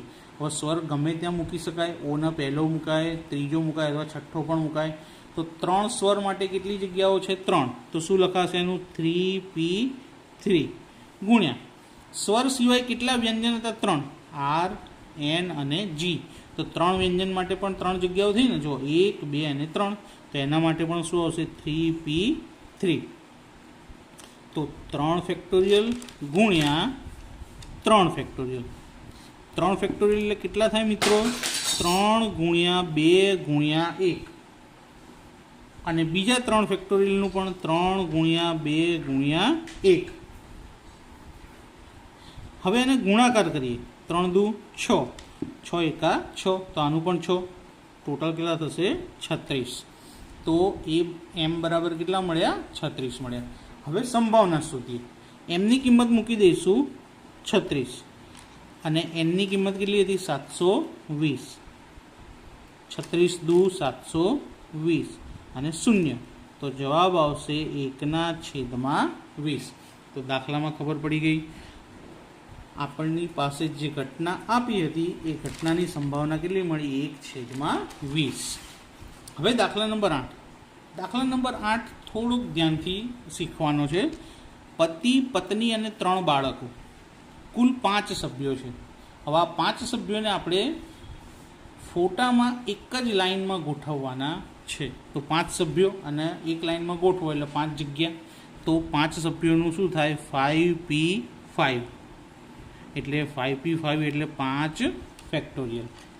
5 ફેક્ટોરિયલ એટલે 5 ગુણ્યા 4 ગુણ્યા 3 ગુણ્યા 2 ગુણ્યા 1. તો 5 ચોક 20, 20 તરી 60 અને 60 દુ 120. તો n બરાબર કેટલા મળ્યા મિત્રો? આપણને 120. હવે શું કીધું છે કે ઘટના એ પતિ અને પત્ની ફોટામાં એક સાથે બેસવા જોઈએ. હવે જો અહીંયા પતિને H ધાર્યો હસબન્ડ, પત્નીને વાઈફ એટલે W. 3 બાળકો તો ચિલ્ડ્રન C1, C2 ને C3. હવે પતિ ને પત્ની સાથે બેસશે તો સમજો કે H અને W આ બંને જોડે આવવા જોઈએ. તો જોડે રાખવા માટે આપણે શું કરીશું? આને આપણે એક બોક્સ બનાવી દઈએ. બોક્સ એટલે કે એક સમૂહ બનાવી દઈએ. જો આ એનો સમૂહ તૈયાર કરી દીધો. હવે 3 બાળકો સાથે આવશે એવું કીધું નથી. તો C1, C2 અને C3 એ સમૂહની બહાર રહેશે. સમૂહ હંમેશા એક ગણાય. સમૂહ હંમેશા શું ગણાય? એક ગણાય. તો આ 1, 2, 3 અને 4 થયા. તો m બરાબર શું આવશે? 4p4 ગુણ્યા સમૂહની અંદર પતિ પત્ની એકબીજાની જોડે તો જગ્યા બદલી શકશે. તો પહેલાં વાઈફ અને પછી હસબન્ડ આવી શકે. તો 2 જણા હતા તો 2p2. 4p4 એટલે 4 ફેક્ટોરિયલ અને 2p2 એટલે 2 ફેક્ટોરિયલ. 4 ફેક્ટોરિયલ એટલે 4, 3, 2, 1 અને 2 ફેક્ટોરિયલ એટલે 2 ગુણ્યા 1.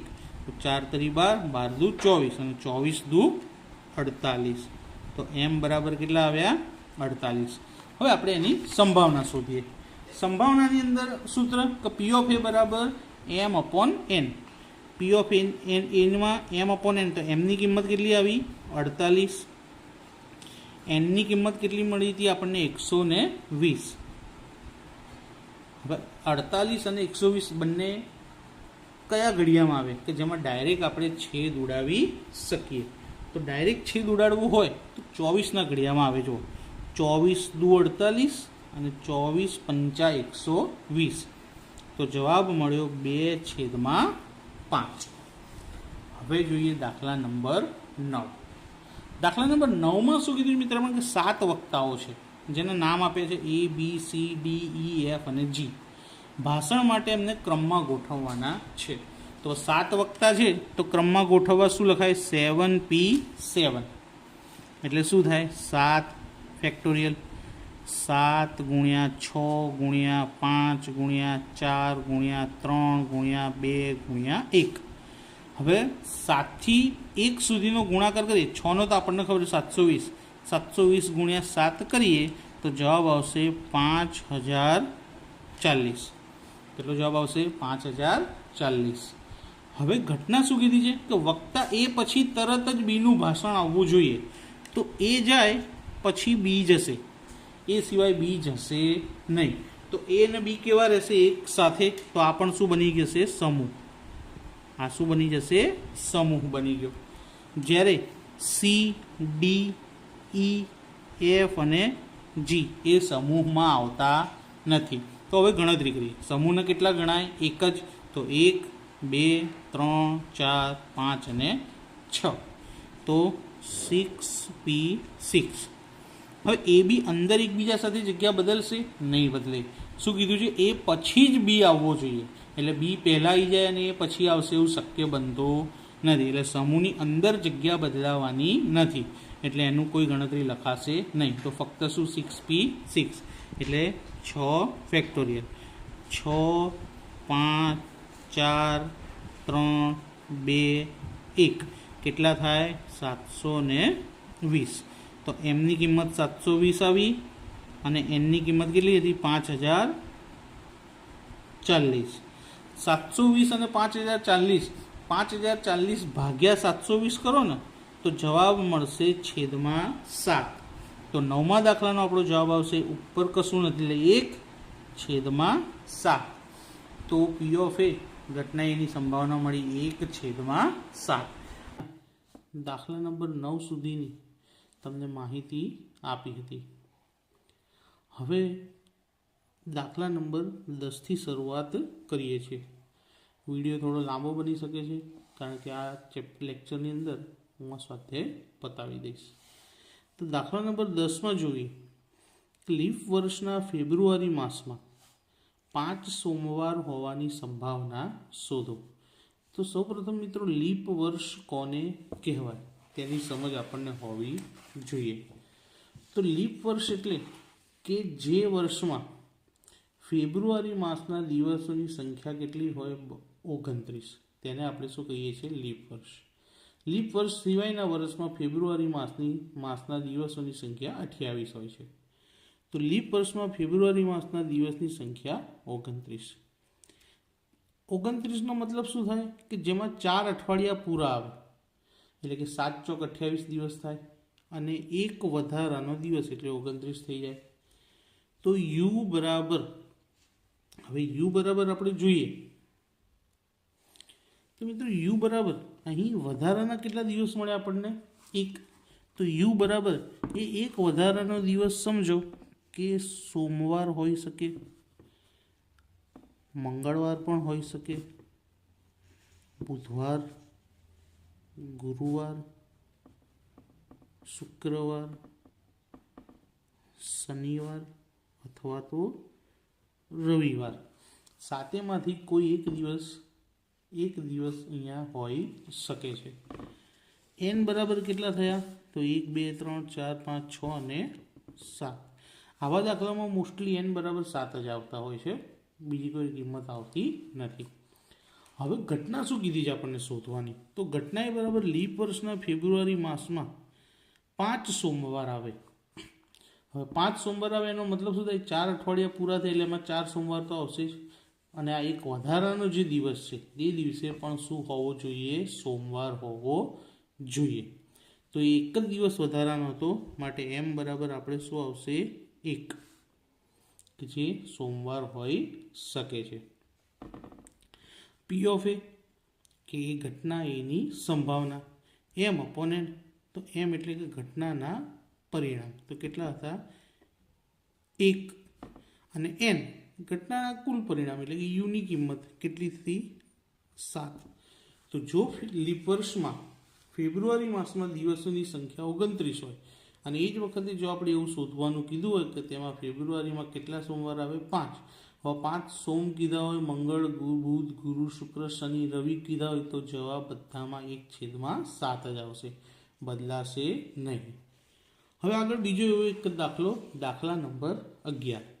11મા દાખલામાં તમને શું કીધું મિત્રો કે લીપ વર્ષ ન હોય તેવા વર્ષમાં 53 શુક્રવાર હોવાની સંભાવના શોધવાની કીધેલી છે. તો શરૂઆતમાં પહેલાં કે લીપ વર્ષ ન હોય તેવા વર્ષમાં દિવસોની સંખ્યા. તો લીપ વર્ષ ન હોય ત્યારે ફેબ્રુઆરીમાં એક દિવસ ઓછો હોય, તો લીપ વર્ષના દિવસોની સંખ્યા થાય 365. અને લીપ વર્ષમાં ફેબ્રુઆરીમાં 29 દિવસ હોય, તો જો લીપ વર્ષ કીધું હોય તો અહીંયા 365ની જગ્યાએ શું આવશે? 366. પરંતુ દાખલામાં કીધું છે કે લીપ વર્ષ ન હોય એટલે આવશે અહીંયા 365, જેમાં 52 અઠવાડિયા પૂરા આવે. 365 દિવસ એટલે 52 અઠવાડિયા થાય, તો 52 × 7 કરીએ તો 364. અને એક દિવસ શું આવશે? વધારાનો. હવે અહીંયા વધારાના દિવસ શું આવે? એક. આગળના દાખલામાં પણ એક જ દિવસ હતો, તો એના જેવો જ જવાબ આપણને અહીં મળશે. તો પહેલાં યુ લખી દઈએ. એક દિવસ વધારાનો હોય તો એક દિવસ સોમવાર હોઈ શકે, મંગળવાર હોઈ શકે, બુધવાર હોઈ શકે, ગુરુવાર, શુક્ર, શનિ અને રવિ. આ 7 દિવસમાંથી કોઈ એક દિવસ હોઈ શકે. તો n બરાબર કેટલા? 7 દિવસ. એટલે n બરાબર 7. ઘટના એ કે લીપ વર્ષ ન હોય તેવા વર્ષમાં 53 શુક્રવાર આવે. તો જો 53મો શુક્રવાર હોય તો આ વધારાના દિવસે શુક્રવાર હોવો જોઈએ. એટલે m બરાબર શું આવશે? 1, કારણ કે એક જ શુક્રવાર આવશે વધારાનો. તો P ઓફ A બરાબર 1/7. તો અહીં આગળ પણ જો શુક્રવારની જગ્યાએ કોઈ પણ વાર કીધો હોય, દાખલાના જવાબમાં કોઈ ચેન્જીસ આવશે નહીં. હવે આગળ વધીએ. ત્રીજો એવો જ દાખલો કે કોઈ પણ વર્ષમાં ઓગસ્ટ મહિનામાં 5 મંગળવાર હોય એની સંભાવના શોધો. હવે કોઈ પણ વર્ષ હોય, ઓગસ્ટ મહિનામાં કુલ કેટલા દિવસ હોય? 31 દિવસ. 31 દિવસના અઠવાડિયામાં વહેંચીએ તો 4 અઠવાડિયા પૂરા, એટલે કે 7 ચોક 28. અને બીજા 3 વધારાના દિવસ આવે. કેટલા? 3. કારણ કે 28 ને 3 31 થાય. તો યુ બરાબર એ 3 દિવસ કયા કયા હોઈ શકે? તો સોમ મંગળ બુધ હોઈ શકે, મંગળ બુધ ગુરુ હોઈ શકે, ગુરુ શુક્ર શનિ હોઈ શકે, બુધ ગુરુ શુક્ર હોઈ શકે, શુક્ર શનિ રવિ હોઈ શકે, શનિ રવિ સોમ હોઈ શકે, અને રવિ સોમ મંગળ. આ 3માંથી કોઈ એક જ પેટર્ન અહીંયા આગળ આવી શકે. એટલે n બરાબર કેટલા આવશે? 7. કે 1 2 3 4 5 6 7. તો n બરાબર 7. હવે આપણને સવાલ શું પૂછ્યો છે કે ઓગસ્ટ મહિનાની અંદર 5 મંગળવાર હોય, તો અહીંયા મંગળવાર કેટલી વાર આવે? જો 1 વાર, 2 વાર અને અહીંયા 3 વાર. તો ઘટનાના પરિણામમાં ત્રણેય પરિણામ લખવા પડશે. તો જોઈએ. જો ઘટના એ બરાબર ઓગસ્ટ માસમાં 5 મંગળવાર હોય, તો શક્યતા પહેલી કઈ આવશે? સોમ મંગળ બુધ. આ પહેલી શક્યતા છે. બીજી શક્યતા કઈ આવે? મંગળ બુધ ગુરુ. અને ત્રીજી શક્યતા કઈ હોઈ શકે? રવિ સોમ અને મંગળ. તો 3 શક્યતા આવે. માટે m બરાબર કેટલા આવશે? 3 આવશે. તો P ઓફ A બરાબર mની કિંમત કેટલી મળી આપણને? 3. અને n કેટલા હતા? 7.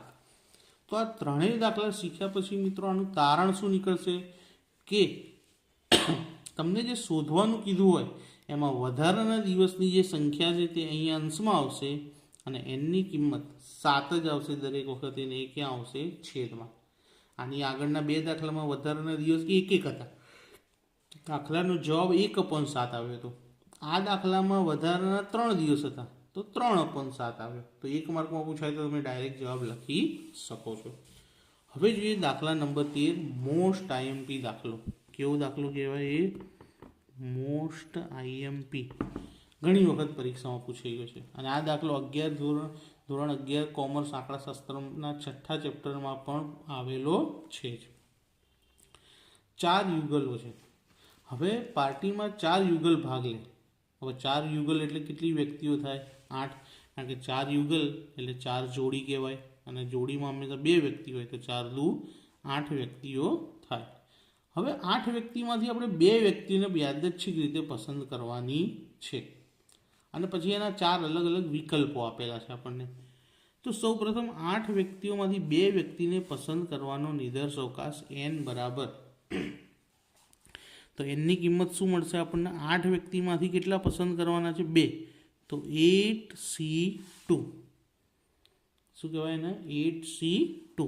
આની ગણતરી 8 ગુણ્યા 7 છેદમાં 2 ગુણ્યા 1 છેદ ઉડાડીએ તો 8નો 2નો છેદ ઉડી જાય અહીંયા, તો ઉપર કેટલા આવે? 4. તો 4 સિત્તા 28. n બરાબર કેટલા મળશે? 28 મળશે. ત્યારબાદ ઘટના એ, પહેલી ઘટના શોધવાનું. પહેલું શું કીધું છે કે જે 2 વ્યક્તિ પસંદ થાય પતિ પત્ની હોવા જોઈએ. તો કુલ પતિ પત્ની કેટલા હતા મિત્રો? 4 પતિ પત્ની હતા, એટલે કે 4 જોડી હતી. તો 4માંથી એક આખી જોડી પસંદ થવી જોઈએ. તો 4 જોડી અને તેમાંથી પસંદ કેટલી જોડીને કરવાની આપણે? 1. તો 4c1 એટલે કેટલા કહેવાય? ખાલી 4. તો m બરાબર 4 અને n બરાબર કેટલા? 28. તો 4 સિત્તા 28. તો જવાબ આપણો શું આવશે? 1/7. તો ઘટના એની સંભાવના મળી 1/7. હવે ઘટના બી તરફ આગળ વધી કે પસંદ થયેલ 2 વ્યક્તિમાં એક પુરુષ હોવો જોઈએ અને એક સ્ત્રી હોવી જોઈએ. હવે અહીંયા પતિ પત્ની હોય એવું કીધું નથી. તો મિત્રો પુરુષો કેટલા હતા? 4, અને સ્ત્રીઓ પણ કેટલી હતી? 4. તો 4માંથી એક પુરુષ અને એટલે ગુણાકાર 4માંથી એક સ્ત્રી. 4c1 એટલે 4, અહીં પણ 4c1 એટલે 4. તો ચોખ્ખું 16. તો એમની કિંમત કેટલી મળી? 16. અને એન તો આપણે ઉપર શોધી લીધા હતા 28. તો કિંમત લખીએ 16 છેદમાં 28. હવાના છેદ ઉડશે, ચોખ્ખું 16 અને 4 સિત્તા 28. તો દાખલાનો જવાબ આવશે 4/7. તો જ્યારે પુરુષ ને સ્ત્રી પસંદ થાય એક તેનો આન્સર આવશે 4/7. હવે ઘટના સી. ઘટના સી થોડી ડિફિકલ્ટ છે કે પસંદ થયેલ 2 વ્યક્તિમાં એક પુરુષ અને એક સ્ત્રી હોવી જોઈએ, પરંતુ તે પતિ પત્ની હોવા જોઈએ નહીં. તો 4 પુરુષ હતા આપણી પાસે. હવે 4 પુરુષને જો આપણે નંબર આપીએ તો F1, F2, F3 અને F4, M1, M2, M3 અને M4, અને 4 સ્ત્રીઓને નંબર આપીએ તો F1, F2, F3 અને F4 થાય. તો પસંદગી કરીએ તો પહેલા પુરુષની સાથે પહેલી સ્ત્રી આવવી જોઈએ નહીં, કારણ કે જો પહેલા પુરુષની સાથે પહેલી સ્ત્રી આવે તો તે પતિ પત્ની થઈ જાય. પણ આપણને શું કીધું કે પતિ પત્ની હોવા જોઈએ નહીં. તો પહેલા પુરુષની સાથે 3 સ્ત્રીઓ આવશે, કઈ કે જે તેમની પત્ની નથી. તો જો M1ની સાથે F1 નહીં આવે, એના સિવાયના 3 નંબર. એ જ રીતે M2ની જોડે શું નહીં આવે? F2 નહીં આવે. તો જુઓ M2, F1, M2, F3 અને M2, F4. તો 2 આવ્યા નહીં. હવે એ જ રીતે આપણે આગળ વધીએ તો M3ની સાથે F3 નહીં લાવવાના. તો M3 F1, M3 F2 અને M3 F4. ત્યારબાદ જઈએ તો M4ની જોડે F4 નહીં આવે. M4 F1, M4 F2 અને M4 F3. આની સાથે F4 આવશે નહીં. તો હવે કેટલા બ્રેકેટ બન્યા? 1, 2, 3, 4, 5, 6, 7, 8, 9, 10, 11 અને 12. તો ઘટના એના પરિણામ કેટલા આવ્યા મિત્રો? આપણા 12 આવ્યા. તો કિંમત લખી દઈએ. એમની કિંમત 12 અને એનની કિંમત 28. તો 3 ચોક 12 અને 7 ચોક 28. તો દાખલાનો જવાબ આવી ગયો 3/7. તો ત્રીજો ટોપિક થોડોક અઘરો હતો એટલે એ 2 વાર જોઈ લેવો, વિડીયોને રિવાઇઝ કરી. હવે આગળ વધીએ દાખલા નંબર 14 તરફ. દાખલા નંબર 14માં આપણને શું કીધું કે એક ફેક્ટરીમાં 8 કામદારો નોકરી કરે, તેમાંથી 3 કામદારોની કાર્યક્ષમતા ઉત્તમ છે, એટલે કે સારી છે કાર્ય કરવાની એમની ક્ષમતા, જ્યારે બાકીના કામદારોની મધ્યમ છે. કેવી છે? મધ્યમ. થોડી પ્રિન્ટિંગ મિસ્ટેક હતી પણ સુધરી ગઈ. કે ઉત્તમ કાર્યક્ષમતાવાળા 3 પરંતુ મધ્યમ કાર્યક્ષમતા ધરાવતા કામદારો 8માંથી 3 જાય તો કેટલા આવશે? 5 આવે. તેમની કેટલા કારીગરો એવા છે? 5 કે જેમની કાર્યક્ષમતા મધ્યમ છે અને 3ની ઉત્તમ. સૌથી પહેલાં કુલ પરિણામ તો 8 કામદારોમાંથી 2 કામદારો યાદચ્છિક રીતે પસંદ કરવાના છે. તો 8 કામદાર એમાંથી કેટલા પસંદ કરવાના? 2. તો 8 × 7 છેદમાં 2 × 1, 2 ચોક 8. તો n બરાબર કેટલા આવ્યા? 28. હવે ઘટના એ પહેલામાં કીધું કે બંને કામદારોની કાર્યક્ષમતા ઉત્તમ હોવી જોઈએ, એટલે કે જે 2 પસંદ થાય એ કેટલામાંથી થશે? 3માંથી જ 2 આવવા જોઈએ. તો શું આવશે? 3C2. તો 3 × 2 છેદમાં 2 × 1, 2 ઉડી ગયા. ઉપર શું વધ્યું? ખાલી 3.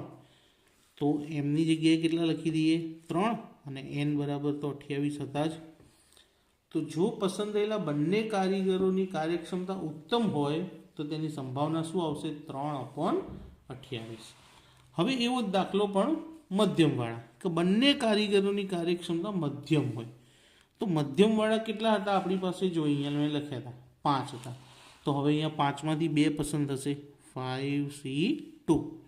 તો 5 × 4 અને 2 × 1, તો 4, 2 દુ 4 અને 5 દુ 10. હવે એમની કિંમત મળી એ સૂત્રમાં મૂકી દઈએ આપણે એમ/nના, કે 10/28. હવે આના છેદ ઉડશે, 5 દુ 10 અને 14 દુ 28. તો 5 અને 14, 5/14. તો જો બંને કારીગરોની કાર્યક્ષમતા મધ્યમ હોય તેની સંભાવના શું થશે? 5/14 થશે. હવે એના પછી તો ત્રીજી ઘટનામાં શું કીધું કે મિત્રો, ઘટના Cમાં કે બંને કારીગરોની કાર્યક્ષમતામાં એકની ઉત્તમ હોય અને બીજાની મધ્યમ. તો ઉત્તમવાળા કેટલા હતા? 3 હતા. તો 3C1 અને મધ્યમવાળા 5 હતા. તો 5C1. એટલે બંનેમાંથી એક પસંદ થઈ ગયો. 3C1 એટલે 3, 5C1 એટલે 5. તો કેટલા થશે? 15. અને P of C શોધીએ તો m/n, 15/28. હવે આનો છેદ કોઈ ઉડતો નથી, તો દાખલાનો જવાબ આવશે 15/28. આ દાખલો મેં આગળ ગણ્યો નથી, તમારે જાતે ગણવાનો છે. જે રીતે મેં પહેલો અને બીજો દાખલો ગણીને બતાવ્યો તે રીતે, પણ તેમ છતાં ગણતરી બતાવી. જાતે પોઝ કરીને દાખલો ગણજો તો મજા આવશે. હવે ફરીથી જ્યાંથી અટક્યા હતા ત્યાં, તો 14મો બતાવી દાખલા નંબર 15. 52 પત્તાના ઢગમાંથી 15મા દાખલામાં આપણને એવું કહેવામાં આવ્યું છે કે 52 પત્તાના ઢગમાંથી 2 પત્તા પસંદ કરવાના. તો 52માંથી 2 પત્તા પસંદ થાય તો સંભાવના 52C2. તો 52 × 51, 2 કીધું એટલે 2 પદ, છેદમાં 2 × 1. હવે છેદ ઉડશે, કેટલા દુ 52? તો 26 દુ 52. અને 26 ગુણ્યા હવે શું કરવાનું આપણે? 51. અને આંકડો યાદ રાખજો મિત્રો, ઘડીએ ઘડીએ આવી શકે છે. 1326. n બરાબર કેટલા મળી ગયા આપણને? 1326. હવે ઘટના એમાં કીધું છે કે જે 2 પત્તા પસંદ થયા એ બંને પત્તા જુદા જુદા રંગના હોય. બંને પત્તા જુદા જુદા રંગના હોય તો રંગ કેટલા? 2 રંગ છે. એક લાલ રંગ હોય અને બીજો કાળો રંગ.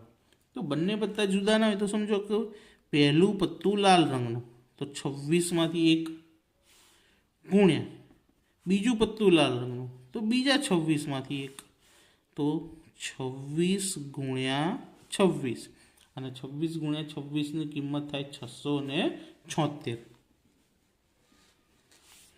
તો 26 ગુણ્યા 26 એટલે પહેલી ઘટનાનો આપણને એમ મળી ગયો. હવે આપણે શોધીશું m/n. તો m/nમાં mની કિંમત કેટલી મળી આપણને? 676, અને n આપણે શોધી નાખ્યા હતા 1326.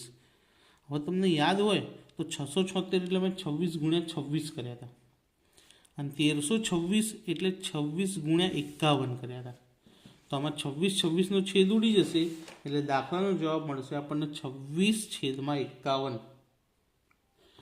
તો અહીં છેદ ઉડાડીએ, ઉપર આવશે 26 અને અહીંયા આવશે 51. તો 26/51. આખા છેદ લખવો હોય તો 26 ગુણ્યા 26 અને 26 ગુણ્યા 51. 26 શું થઈ ગયા? ઉડી ગયા. અહીં આગળ છેદ ઉડાડતા ખૂબ જ કાળજી રાખજો, કારણ કે કિંમત મોટી આવે છે. હવે ઘટના બી, બંને પત્તા ચહેરાવાળા હોય. હવે ચહેરાવાળા પત્તા કેટલા હોય ટોટલ? તો ગુલામ, રાજા અને રાણી એમ 4 પ્રકાર, એટલે 3 ચોક ને 12 પત્તા ચહેરાવાળા હોય. તો 12માંથી કેટલા પસંદ કરવાના છે આપણે? 2. તો ગણતરી 12 ગુણ્યા 11 છેદમાં 2 ગુણ્યા 1.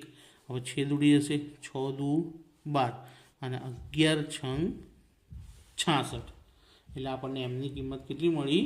66 મળી. હવે આપણે P of B m/n. તો m કેટલા મળ્યા આપણને? 66, અને n કેટલો હતો? 1326. હવે 1326 અને 66, તો 66ના અવયવ 11 ગુણ્યા 6. એ જ રીતે 1326ના આપણે અવયવ પાડવા જઈએ તો 1326ના અવયવમાં પડશે 221 ગુણ્યા 6. તો બંનેમાંથી 6 ઉડી જાય, તો જવાબ આવશે 11/221. બરાબર. હવે ઘટના સી, બંને પત્તામાં એક પત્તું રાજા હોય. તો રાજા કેટલા હોય? 4 હોય. તો 4માંથી 1. હવે એક પત્તું રાજા હોય તેનો મતલબ બીજું પત્તું રાજા હોવું જોઈએ નહીં. તો બીજું પત્તું રાજા ના હોય તો રાજા સિવાયના પત્તા કેટલા હોય મિત્રો? 48. તો 48C1, 4C1 માટે 4 અને 48C1 માટે 48. તો 48 ગુણ્યા 4 કરીએ તો 192 જવાબ મળશે. હવે આજે એમ 192 મળે એના સૂત્રમાં મૂકી દઈએ. તો P of C બરાબર m/n. તો 192 છેદમાં 1326. હવે આપણે આના છેદ ઉડાડવાના છે. તો 192 એટલે એના પણ 6 વડે જ છેદ ઉડશે. 32 ગુણ્યા 6 કરીએ તો 192 થશે, અને છેદનું તો આપણને ખબર જ છે. અહીંયા કર્યું તો 221 ગુણ્યા 6. તો ઉપર આને કાઢીને લખી દઈએ 32 ગુણ્યા 6, અને આને કાઢીને લખી દઈએ 221 ગુણ્યા 6. તો બંનેમાંથી 6 કટ થઈ ગયા. તો વધ્યું શું? 32 છેદમાં 221. આનો છેદ ઉડશે નહીં. અને દાખલાની અંદર આપણને કેટલી ઘટનાઓ કીધી? 3. તો 3 અહીંયા આવી ગઈ. હવે આપણે વધીએ દાખલા નંબર 16 તરફ. 16મા દાખલામાં આપણને શું કીધું કે કુલ બલ્બ 10 આપેલા છે એક પેટીમાં, જેમાંથી ખામીવાળાની સંખ્યા કેટલી છે? 3.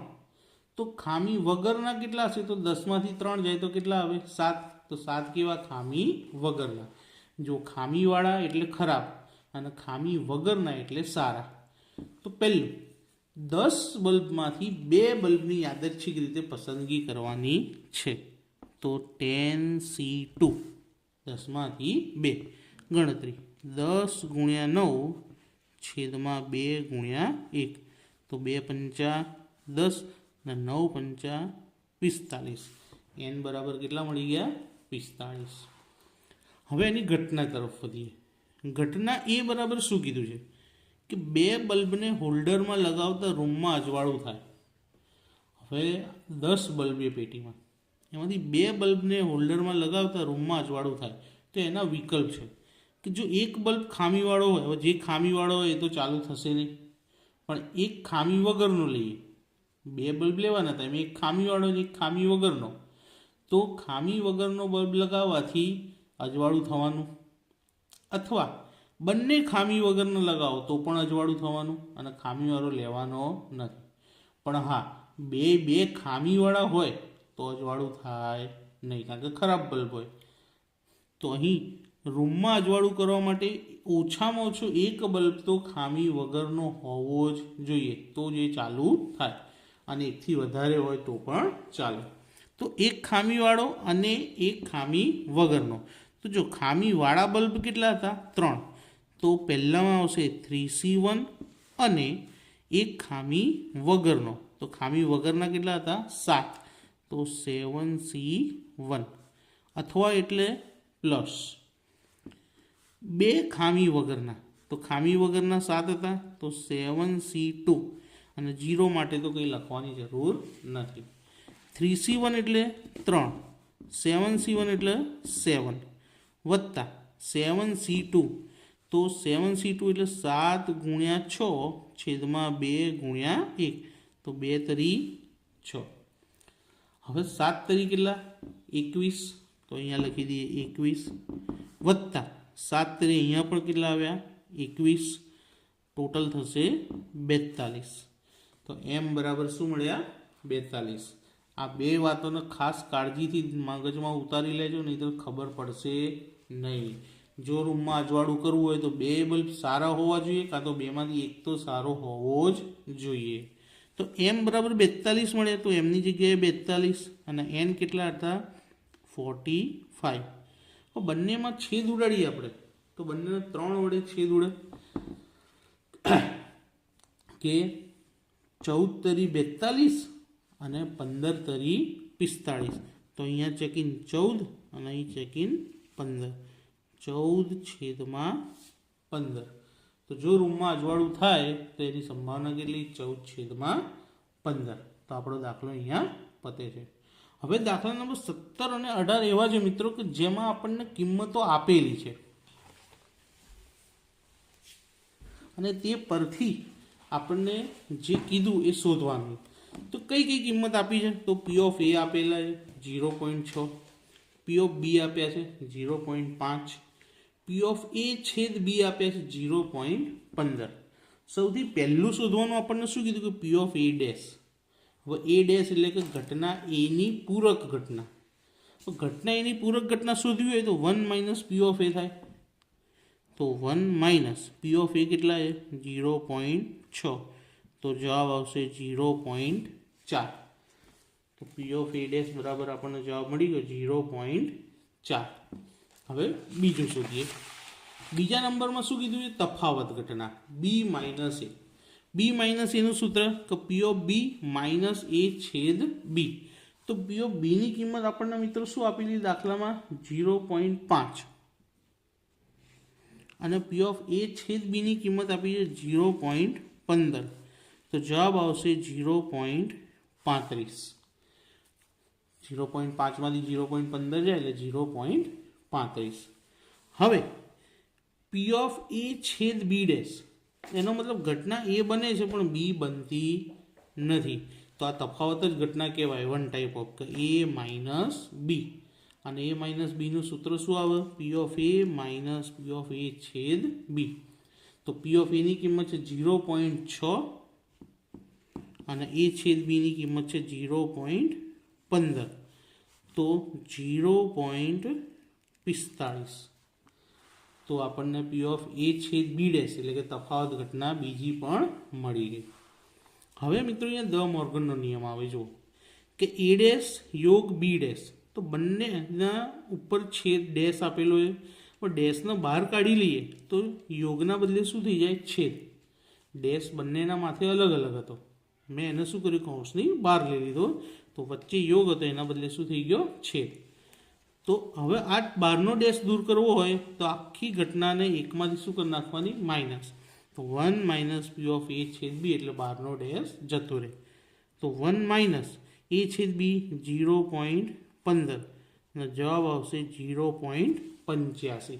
બાદબાકી કરીશું તો મળી ગયા આપણને 4 એ 4 જવાબ આવી ગયા. હવે દાખલા નંબર 18 છેલ્લો દાખલો. પી ઓફ એ ડેશ બરાબર 2 પી ઓફ બી ડેશ બરાબર 3 પી ઓફ એ છેદ બી બરાબર 0.6 આપે. તો સૌથી પહેલાં તો પી ઓફ એ ડેશ બરાબર 0.6, ત્યારબાદ 2 પી ઓફ બી ડેશ બરાબર પણ 0.6 અને ત્રીજું 3 પી ઓફ એ છેદ બી બરાબર પણ 0.6. તો ત્રણેય કિંમતોને પહેલાં મેં 0.6 સાથે સરખાવી લીધી. હવે આ બગડો ક્યાં જશે? સામે છેદમાં. તો પી ઓફ બી ડેશ બરાબર 0.6 છેદમાં 2. તો એનો જવાબ શું આવશે? પી ઓફ બી ડેશ બરાબર 0.3. એ જ રીતે અહીંયા તગડો સામે છેદમાં જતો રહેશે. તો પી ઓફ એ ડેશ એ છેદ બી બરાબર 0.6 છેદમાં 3.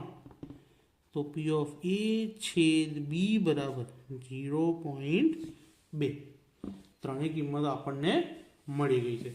અહીં મિત્રો આપણને શોધવાનું શું કીધું છે?